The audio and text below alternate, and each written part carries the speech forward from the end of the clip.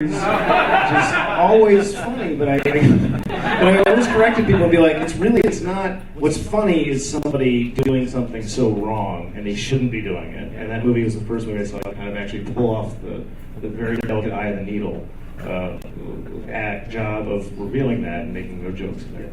By the way, who's seen Silver Linings Playbook? Bradley Cooper just is astoundingly good. I was talking with the missus after we watched it. She goes, the cool thing is you're watching a movie about someone who may or may not be manic depressive and has just gotten out of a laughing academy. And she said that what she really appreciated about what Bradley did was you could tell that whether he was playing something or whether he was living something, no matter what he was doing, you could tell it was someone who she said it seemed like it was so hard to be in his head. And I thought that was really cool. I'm kind of really enjoying what's going on in movies lately. I mean, some of them, as usual, are flat out garbage, but then I find myself being surprised. Pretty significant. You like recently? I thought Lincoln was fantastic. I did too. I couldn't believe it. And people were saying, "Oh, it's long. It's a bit of a history lesson," and I'm like, you know what? Like, this is the guy who there's scenes in it that reminded me exactly of the same brilliant scene work savvy director who made the scene between Roy Scheider and the kitchen scene in Jaws. Where they're mirroring, yes. with the child's mirroring the original father. It's really great. Yeah, it was just great. Yeah, and also, I was like, it's kind of actually a miraculous piece of screenwriting and directing in that they made a 2.5-hour movie about politics and passing a bill that's completely engaging the whole time. And seeing. I so much prefer a biography where you focus on like a little moment in someone's life. It's pretty. Who hasn't seen Lincoln yet? Okay, it's really worth it. When's the next showing? I'll fund it.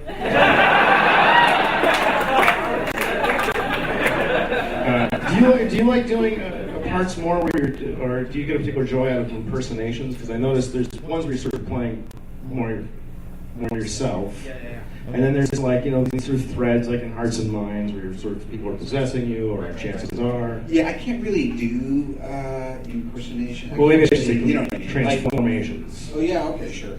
I don't know, what do I know? Sometimes I think about it, I have some objectivity about the whole thing, but I just know, like I was saying before, it's like you get an opportunity, you're with certain people, that you click with the director in a certain way, you're comfortable in the costume, whatever stuff is that makes you feel okay in your own skin.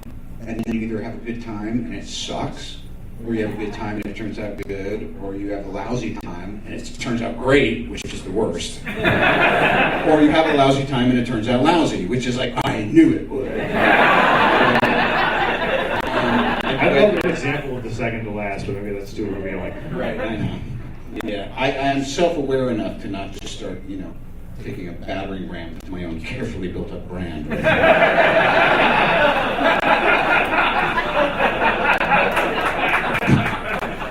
So annoying. Another question from the audience? Yes, thank you. You're working with Shane Black on the new Iron Man. How many on working with him? I adore him. Shane Black and I've been a fan since his early, I saw Lethal Weapon, I was like, who wrote this? Who came up with this completely new take on a genre where someone's dangerous because they're suicidal? That's the greatest. And then when we were doing the first Iron Man, Jon Favreau and I used to call up Shane Black. We made we had two lifeline calls. One was to J.J. Abrams, which was about a third act, kind of like crucial story engine thing that he basically fixed without saying much. And the other was Jon Favreau and I went over to Shane Black's house, and we sat at his feet. We couldn't afford him, so he asked in exchange payment for him helping us with several key scenes. He asked for a piece of salmon, well done, and some fresh blueberries. after which we called him Blueberries, was the code name for Shane Black. So, for instance, in Iron Man, the scene where Tony comes back from captivity and calls a press conference and then asks everybody to sit down and then launches into this odd speech about he never knew his dad, or what did his dad think about the choices he's made and all that stuff came from Shane. And so then in getting to do Iron Man 3, to answer your question, eventually, it's just been this awesome experience. It's probably one of my favorite working experiences. Iron Man 3 is going to be a very, very, very bold bit of genre film storytelling. And correspondingly, the interesting thing was, and this is speaking of Cinefamily, is, John and I did the first two together, then he branched off to do some other stuff, and we're looking for other things to do together. And then there came the very interesting point where Shane Black and I were calling Jon Favreau to ask him what to do. And Jon Favreau reprises his role. Yes! Having directed the first two films. This is what can happen. Usually it's like, I'm never talking to those pricks again, or whatever, Instead he comes in, he reprises his role as Happy Hogan. Happy has an amazing arc in the movie. And probably the two best bits of acting in the movie so far, from what I can tell, which sucks because I'm in every frame of it, are Jon Favreau as Happy Hogan, where I can't give away much, but it's ridiculous, and Sir Ben Kingsley. Amazing. And a lot of that had to do with, to wrap up the question, the way that Shane crafted the role for Sir Ben. I think people are going to be not like surprised. I think they're just going to be reinvested in what a brilliant actor Sir Ben Kingsley is. Starting to get bored of my own voice. Happens. Yeah, I mean, I love Shane Black's writing too, particularly in Kiss Bang Bang, because of the mixture of both that thing he's known for, which is the mixture of action and comedy, but also I think you pointed out something good, which is he really has vulnerable lead characters. These aren't kind of impenetrable superheroes by a long shot. Was there anything else about the screen, like the writing that you learned from him specifically? Well, the nice thing about Shane is he is a library of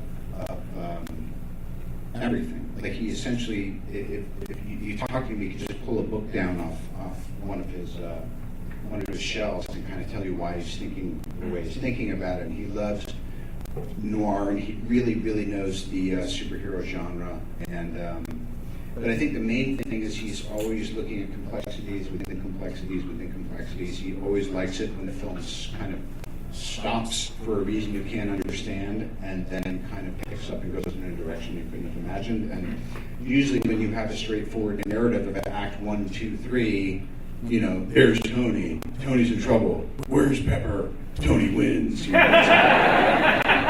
I just by the time we were doing the second one, I was like, where's Pepper, right? Is that what we're doing? Where's Pepper? So that used to be a big thing that Favreau would say is like, does this feel too where's Pepper to you? Like, yes, it does. So, please. I think people want to hear you more than me. You're probably right.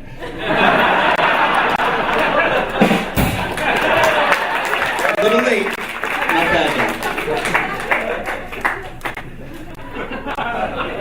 Shane Black is a genius. The interesting thing is you can take a genius and you put them through the gristle mill of making a big studio movie. So you haven't shot a frame yet, and a year later you're absolutely exhausted and you kind of wish you'd never been in the industry to begin with, because there's all these flaming hoops you have to jump through just to get to shooting your first day.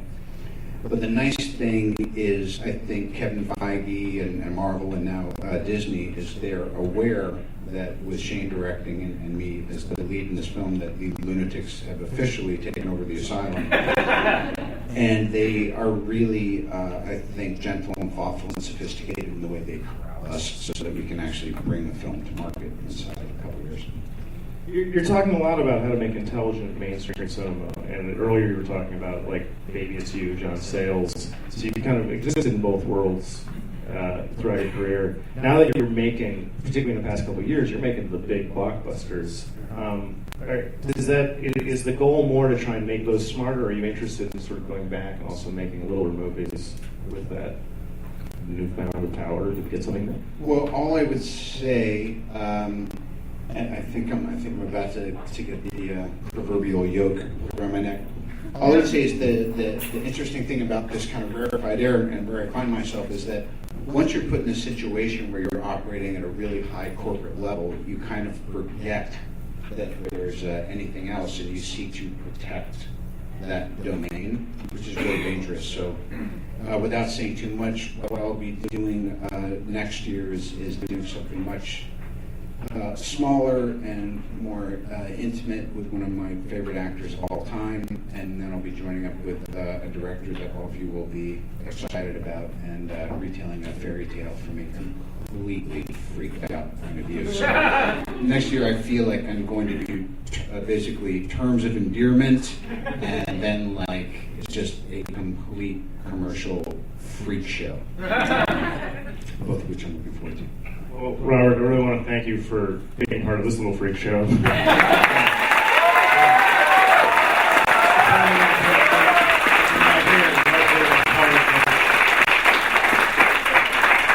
Nothing to say.